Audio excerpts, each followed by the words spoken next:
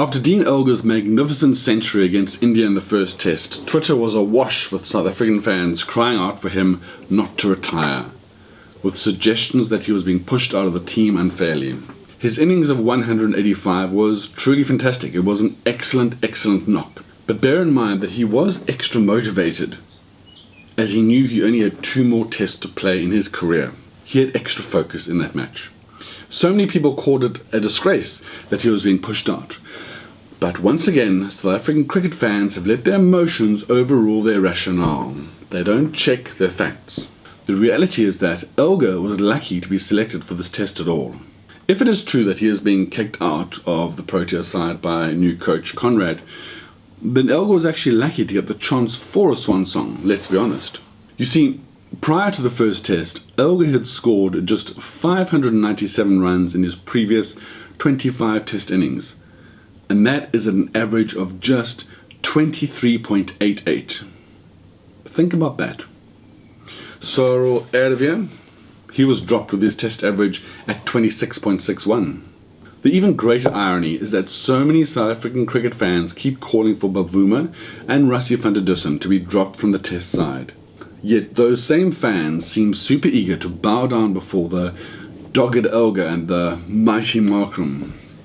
So let's look at all of their last 25 test innings. If you include Elgar's score of 185 against India, then his average over his last 25 test innings rises from 23.88 to 31.16. Markram's is just a little bit higher, 31.54, and van der Dussen even a little bit higher at 31.69.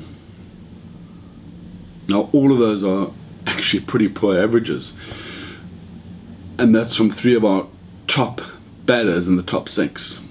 And then comes Temba Bavuma, the unfit, the overweight, the untalented, the selfish, the entitled, the BEE, the quota player.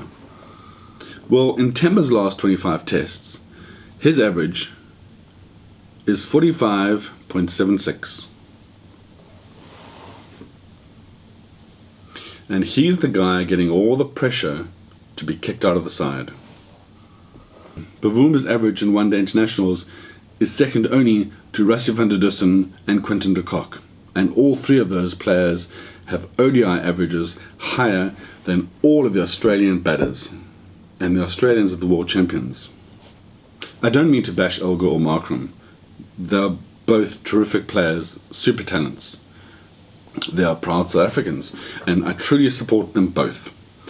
But let's be fair, Temba is performing the best in the side, and the stats prove it.